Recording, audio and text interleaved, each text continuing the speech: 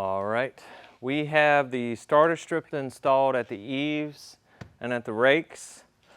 We have a 3/4 inch overhang going all the way around. What we're going to do now is install the duration shingles. We're going to install them according to manufacturer specs. We're going to start with a full shingle, and it's going to go down in increments of 6. And well, I'll show you the whole process. We'll start with the full shingle. Line it up with your blue lines. Make sure it's flush with the starter down here. We're going to do 4 nails. One of them 1 inch from the edge, and then a foot in, another foot, and then another one as close as we can to the edge, but not to the point to where it's blowing through the drip edge. Just like that. We'll work our way up from there. Just like that. Same thing again.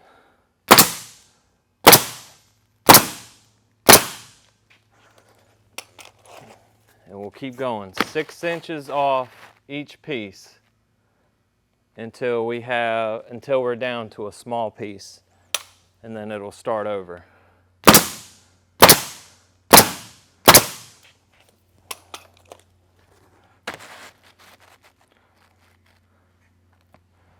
As you can see, we have 6 inches. Nails are not in the paths of these keyways where they meet. You can have a nail up to 2 inches near a keyway where another shingle would butt that one, but it's always good to stay a good distance away from that.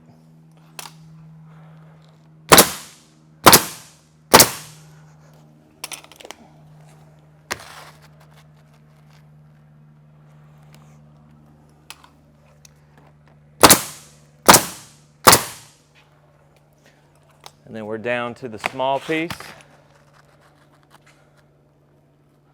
And I'm using this starter as a gauge to butt my shingles.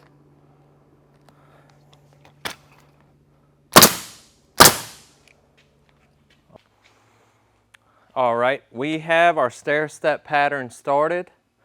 As you can see, no nails are within the keyways. The nail pattern is 1 inch, 1 foot, 1 foot, 1 inch. As your pieces get smaller, you're going to shorten up the distance between those nails until you get down to a small one. And what we're going to do right now is we're going to go ahead and run full shingles all the way up to this point, and then we're going to stair step again. So the goal in this is whenever someone is running a roof, it should always stair step. So we're going to go ahead and run this out. Keep lining up your shingles, make sure they're flush with the bottom. So 1 inch, foot, 1 inch.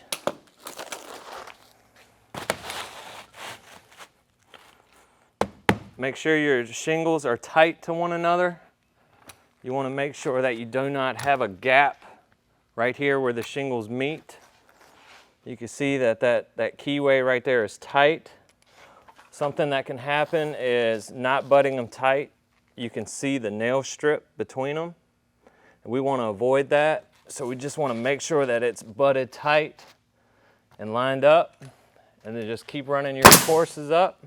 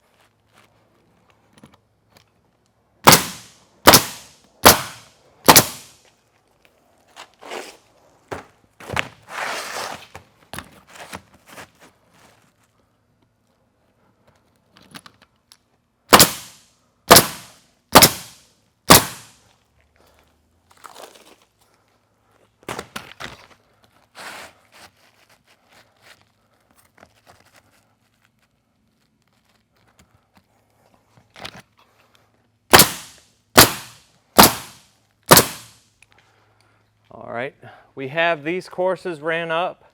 We can go ahead and start with a full shingle again,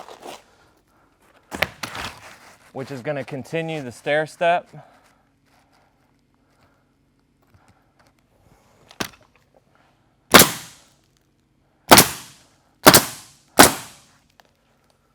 We're going to take a shingle.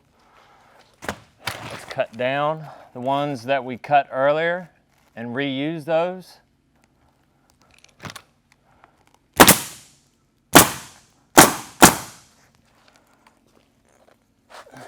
And these shingles will go all the way up to the ridge. And like I said, this should stair step the whole way.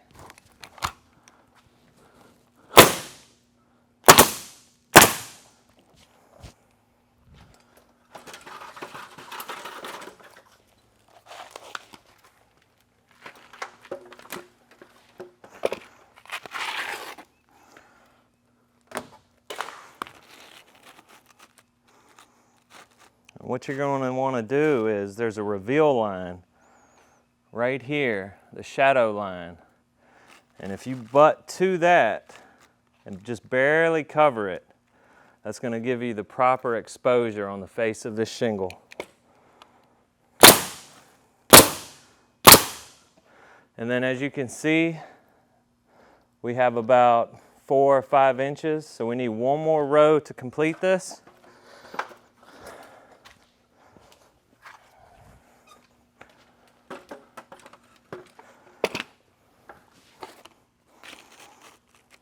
We're going to line that one up. And of course I can't use the nail strip because it's past the ridge.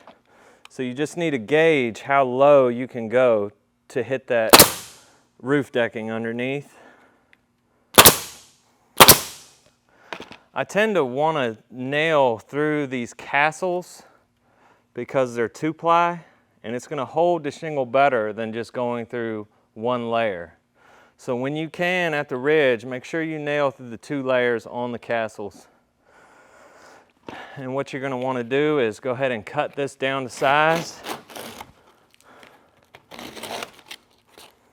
We are getting ridge vent, so you're definitely going to want to cut this all out while you're here.